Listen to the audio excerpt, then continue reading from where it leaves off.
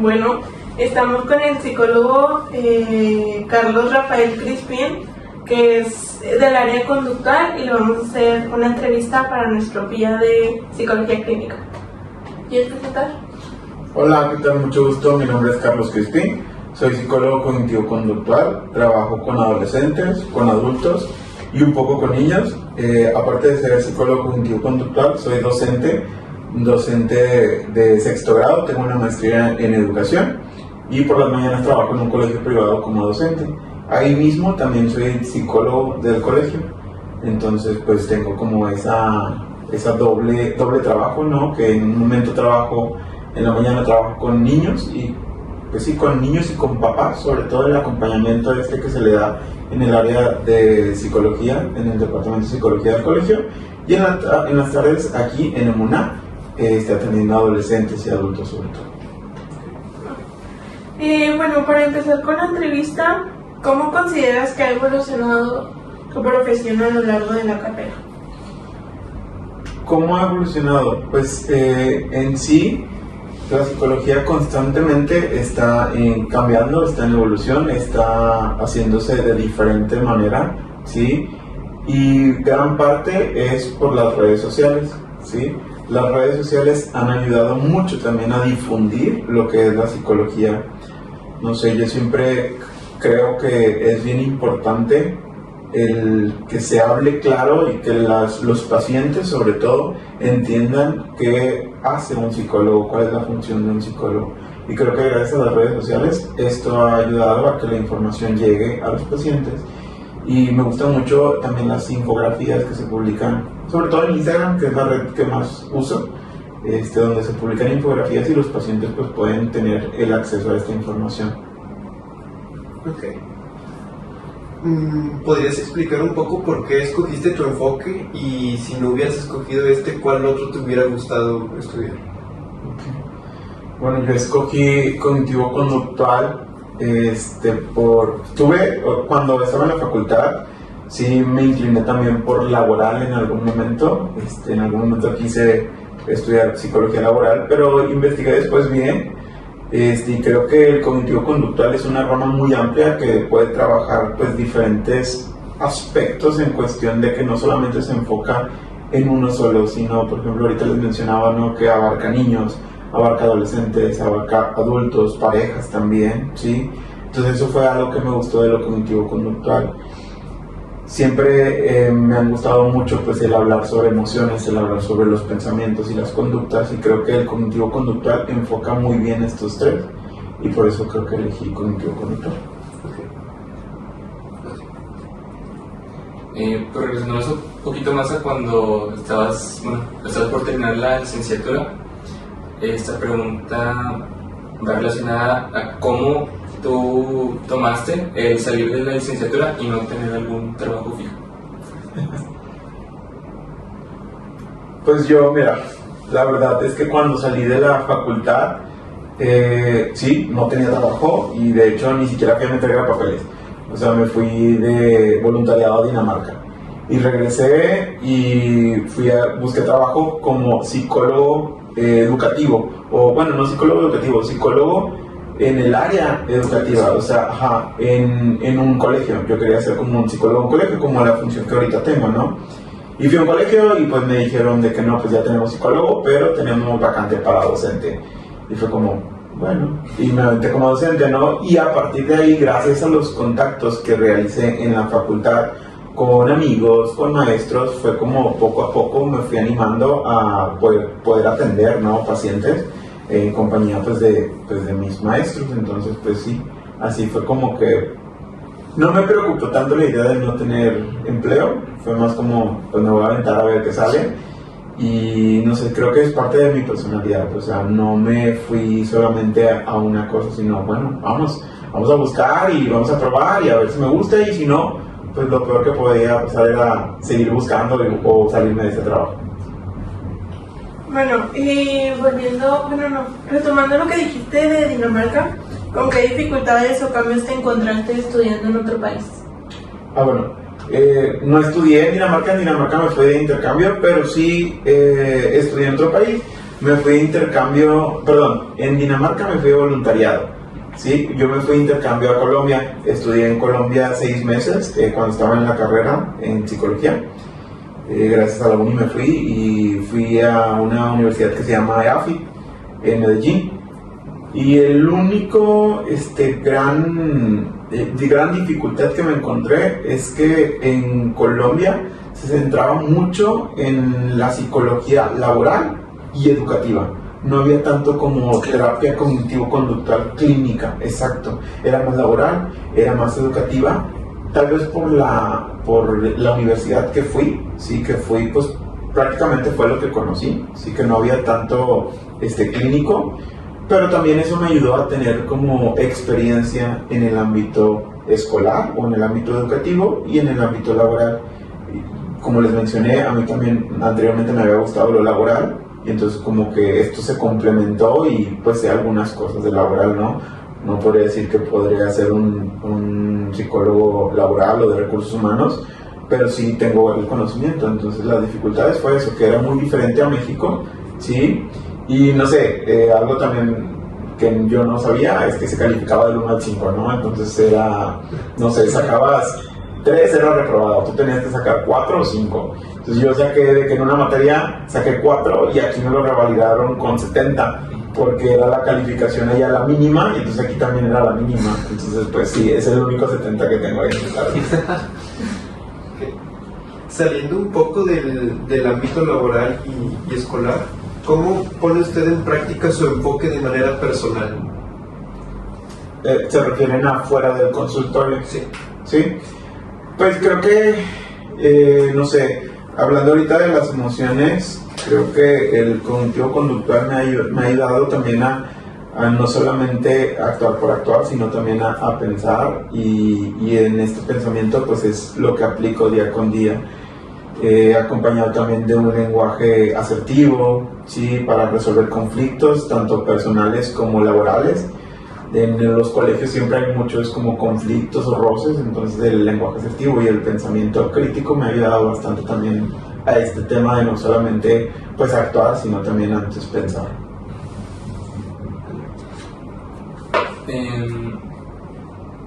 Esta pregunta va como más relacionada a los casos que has tenido aquí, y es sobre de qué manera identificas casos que no vayan con tu enfoque, que es el cognitivo conductual, cuando usted refiere o hace un trabajo interdisciplinario. Ok. Sí, lo que ha pasado es que sí he referido a algunos casos, sobre todo a casos específicos de psicoanálisis. Tengo compañeros y creo que cuando estás en la facultad es bien importante hacer estos contactos con compañeros que sabes que se toman en serio la carrera, que estudian sobre los temas complicados, sobre los temas diferentes. Entonces, pues lo que hago es que cuando se presenta un caso que yo creo que se necesita trabajar desde otro enfoque, lo canalizo con compañeros, ¿no? Que tengo también de otros enfoques.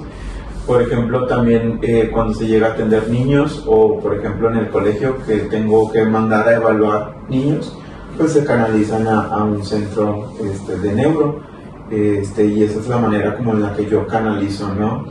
Lo que también me pasa mucho es que llegan alumnos de prepa, ¿sí? Y que a veces solamente es porque contestaron un test mal o porque el resultado salió diferente a lo que esperaban los de la prepa. Entonces lo que me piden por políticas de la preparatoria es atenderlo. Los atiendo 4 o 5 sesiones dependiendo pues del caso, y ya les doy como una carta de alta que en realidad pues no se vio ningún tema significativo que se tenía que trabajar, no, o llevar un tratamiento, y se da de alta. Entonces pues eso. ¿Qué tipo de personas o casos atiendes y cuáles no? Como les dije, me gusta mucho atender adolescentes y adultos, sobre todo adolescentes. Yo hice mis prácticas en la prepa Pablo Olivas y en la 9, y un semestre no hice prácticas porque me fui a Colombia. Entonces, siempre trabajé con adolescentes en mis prácticas y me gusta mucho, aprendí mucho y me gusta atender adolescentes.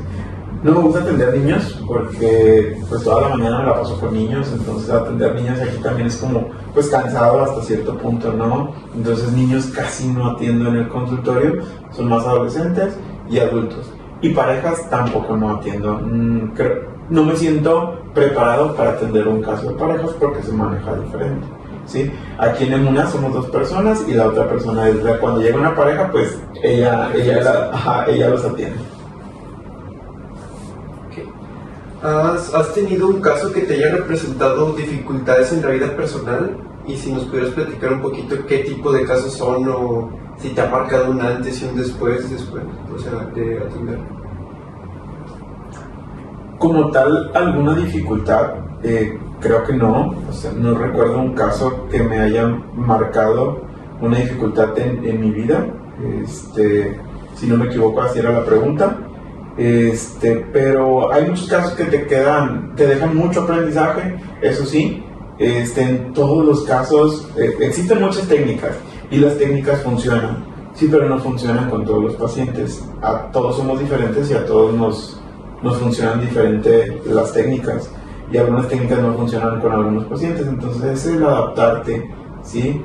Un caso que te podría platicar es justo cuando hacía mis prácticas en la prepa, que creo que me dejó marcado ese caso de un alumno que ya estaba pues a nada de reprobar, ¿no? De que lo expulsaran de la preparatoria, y llegó a psicología, como que fue un acuerdo que llegó con el director de que tenía que ir, y lo acompañé en todo este proceso. Era su último semestre y si no pasa, o sea, si tenía, era conductual, ¿sí? Totalmente, de que le contestaba a los maestros, no entraba a clases, como que le valía mucho, era muy rebelde.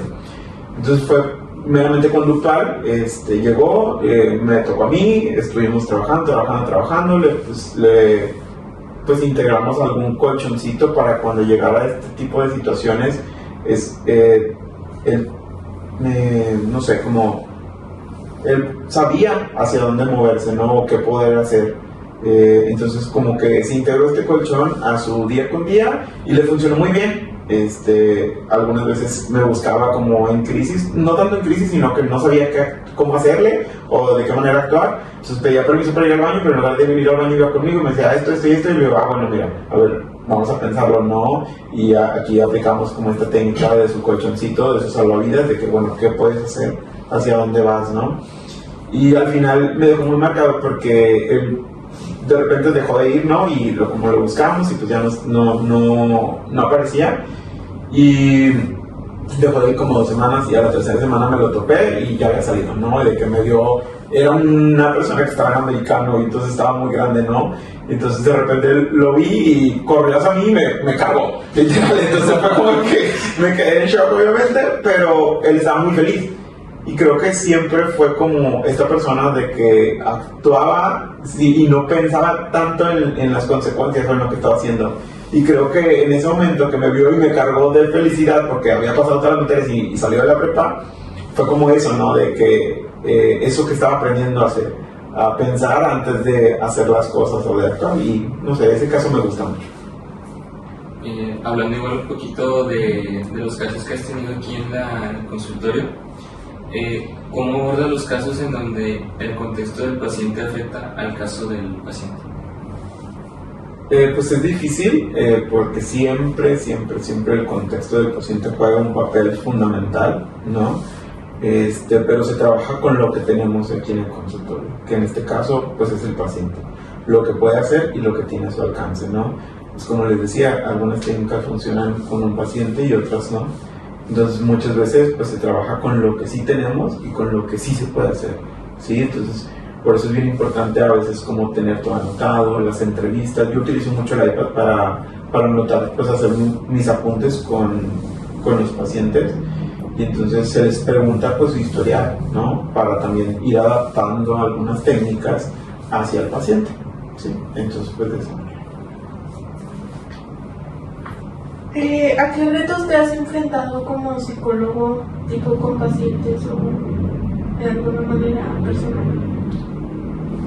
¿A qué retos me he enfrentado? Pues creo que cada paciente es un reto diferente.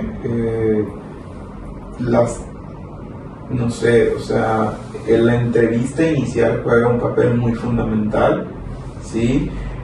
Un reto que ya se me ocurrió es, por ejemplo, ahora las videollamadas, ¿no? Que a partir de la pandemia se crearon y ahora es muy común que se atienda por videollamada, ¿sí?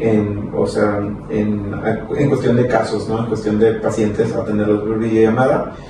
Y pues a veces es difícil porque no sabes cómo, no estás viendo al 100% del paciente, a veces están muy cerca de la cámara, otra vez es muy lejos, entonces no, o la cámara del celular del paciente pues no se ve al 100%, ¿sí? O no sé, en internet, entonces pues te vas adaptando, ¿no? O sea, tienes que también como poner tus cláusulas y ser claro con el paciente de respetar los tiempos, respetar el espacio. Sabemos que él está en su casa y yo en el consultorio o yo en mi casa, ¿no? Y tenemos que también guardar como este espacio. Entonces eso podría ser un reto importante. Ahora si nos pudieras contar un poco cómo sueles llevar el proceso de la evaluación. Ok, con la evaluación. Pues bueno, con el paciente, cuando el paciente llega, lo primero o la primera tarea que normalmente yo encargo, pues es como los objetivos, ¿no? Hacia dónde va el paciente, qué quiere hacer, qué quiere lograr, ¿sí? Y a partir de ahí, pues vamos formando un plan de acción, ¿sí? Hacia qué se va a trabajar y qué herramientas le pueden funcionar a este paciente.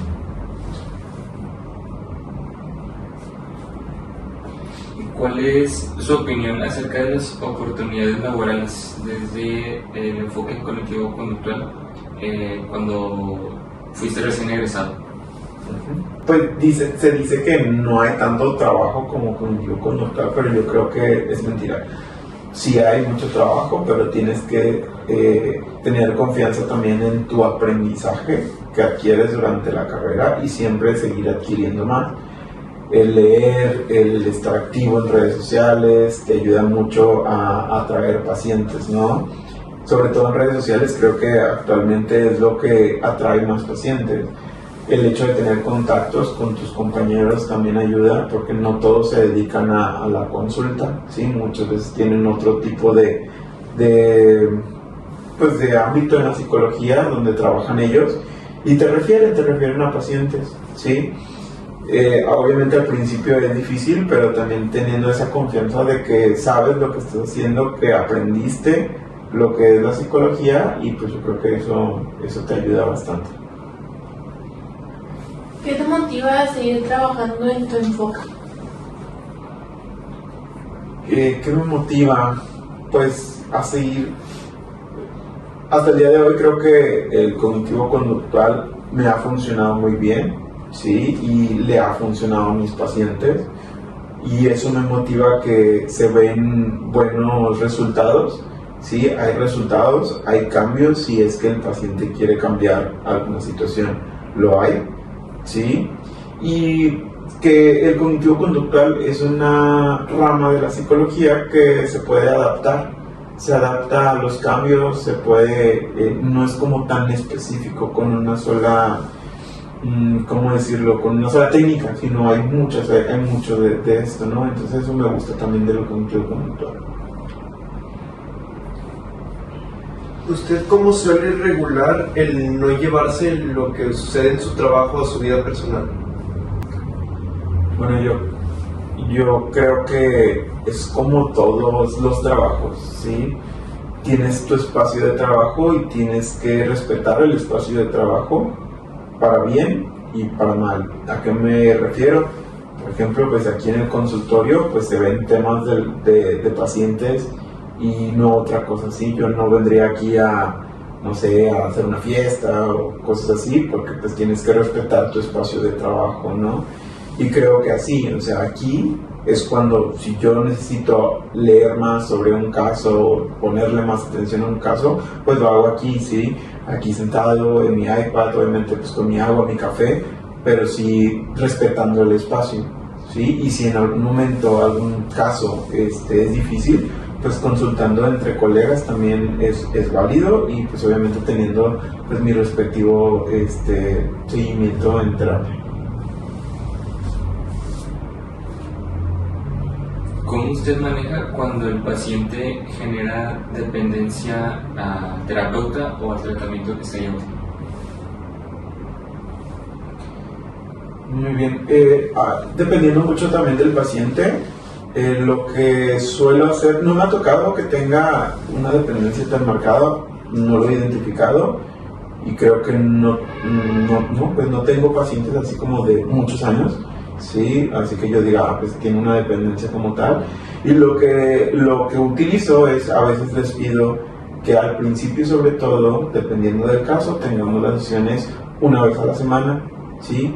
Después de cierto tiempo, que dependiendo del caso y del paciente, se cambian a una vez cada 15 días, ¿sí? Y después ya sería una vez al mes o solamente seguimiento cuando el paciente lo requiera. Por ejemplo, tengo un paciente que es alta, pero a veces también se vale, ¿no? Aunque sea alta, venir a terapia como a rebotar estos pensamientos y entender mejor pues lo que estoy pensando o lo que estoy haciendo. Y ha pasado que me agendan una única sesión solamente para eso, ¿no? ¿Qué opinas sobre el DSM-5 y las modificaciones que se llevaron a cabo? ¿Qué opino? Pues es una herramienta que muchos psicólogos la utilizamos, ¿sí? Y creo que todos los cambios son difíciles, pero difíciles no es lo mismo a malo o a que está mal, sino que hay que adaptarse, ¿sí? Entonces son cambios que se tienen que dar porque pues conforme avanza la tecnología y la vida y la sociedad, pues va cambiando todo, ¿no? Y entonces creo que va a ser algo también, pues, beneficio para los psicólogos. Entonces solamente el aprender más, el conocer bien el DSM y ver de qué manera puede ser funcional para nosotros. Y aprovechando que ya tocamos este tema, me gustaría saber cómo lleva usted el proceso de alta, cómo lo gestiona. Sí, se le avisa al paciente con anticipación cuando ya los objetivos que se realizaron desde las primeras sesiones pues ya son palomeados, ¿no? Cuando ya el paciente ya se cumplió con esos objetivos y nota que está sobrellevando bien pues su día a día, pues se empieza a hablar de eso, ¿no? De que, como les digo, cada 15 días, ahora cada mes o cada 3 semanas, dependiendo pues del caso, ¿sí? Y se les va diciendo esto, ¿no? Que la idea es que trabaje las herramientas que ya aprendió, ¿sí? Y que sea funcional para él estas herramientas, ¿sí? Y que si en algún momento llega a pasar una crisis o una situación que es muy común que pasen, pues que pueda resolverlas o que trate de resolverlas con las herramientas que adquirió, ¿sí? Entonces se va aplazando dependiendo también del paciente de las sesiones. ¿Qué nos recomendaría al finalizar la licenciatura para no abrumarnos con toda la carga académica, las prácticas y el servicio también? Les recomendaría que se equivoquen. Creo que eso es muy importante, que cuando estén en sus prácticas se equivoquen y no con la intención de equivocarse, sino que prueben diferentes técnicas, porque justo para eso son las prácticas, para conocer más, ¿no? Y para probar diferentes cosas. Que tengan obviamente sus archivos bien guardados en una USB, en una nube, donde tengas pues información importante. Muchos trabajos o planes que haces en la facultad te pueden llegar a servir cuando egresan, entonces es bien importante que los tengas guardados, que no tengan miedo y que prueben diferentes cosas, ¿no? Que no solamente se cierren a un camino, hay muchas áreas y muchas oportunidades. Como les digo, yo también soy docente y entonces pues combino la psicología con la docencia y es algo que me gusta mucho hacer. Y pues bueno, yo creo que eso, o sea, el que no se queden con una sola cosa, que siempre investiguen más y que tengan como su historial de archivos guardados donde la información sea valiosa. Por eso mismo, pues las tareas y los proyectos que ustedes entreguen, pues tienen que ser lo más reales posible para que cuando salgas tengas el conocimiento de cómo se hace. ¿Quién nos recomienda ir estudiando al abordar en caso de irnos en este enfoque? Pues les recomiendo leer mucho, como les digo, las tareas, los proyectos, poner atención y ver cómo se realizan, ¿sí? Guardar hacer tus expedientes de todos estos tests y todas estas pruebas que existen porque se utilizan, ¿sí? Y verificar que sean reales y funcionales, ¿no? Y pues esto, bueno, ¿qué les recomendaría? Que vayan a terapia. Si no están en un proceso, que lo inicien solamente por ver cómo es, ¿no? Yo creo que si tú quieres comprar una pizza y de un lugar que no conoces, pues primero llegas y ves cómo huele y cómo se ve. Y entonces lo mismo con la terapia, tienes que ir a ver cómo se ve y cómo huele para ver si tú quieres ese enfoque o a lo mejor llegas ahí y de pronto dices, pues ¿sabes qué? Es que no quiero de esta pizza. Entonces creo que eso sería como una recomendación. Si quieres cognitivo-conductual, ve a terapia cognitivo-conductual. Si quieres un psicoanálisis o si quieres estudiar psicoanálisis, ve con el psicoanálisis. Yo creo que yo no estoy peleado con ninguna área, pero sí es bien importante que ustedes prueben lo que quieren hacer. Pasando a un tema bastante común, le voy a preguntar cómo usted maneja la ilusión que tienen algunos conocidos, o sea, ya sean familia, amigos, de que usted debe tener su vida resuelta por ser un profesionista de la salud. Yo siempre les digo esta analogía, ¿no? Que les digo que los doctores o los cirujanos, por más que tengan todo el conocimiento del mundo, pues no se pueden operar ellos solos, ¿sí? Ni se pueden curar ellos solos, tienen que ir a consulta y los tiene que operar alguien más. Igual los psicólogos, ¿sí? Sí, parecemos seres superiores, no, pero no somos, ¿sí? Y sí, tenemos que tener nuestro propio tratamiento psicológico, ¿sí? Entonces eso es bien importante, el no creerse que sabemos todo, ¿sí? Y el aceptar cuando necesitamos ayuda en algún momento. ¿Qué importancia y qué lugar le da al silencio durante la sesión y cómo logra diferenciar un silencio productivo de uno que bloquea al paciente? Es una muy buena pregunta. Creo que el silencio es muy importante, pero creo que es más importante el escuchar, ¿sí?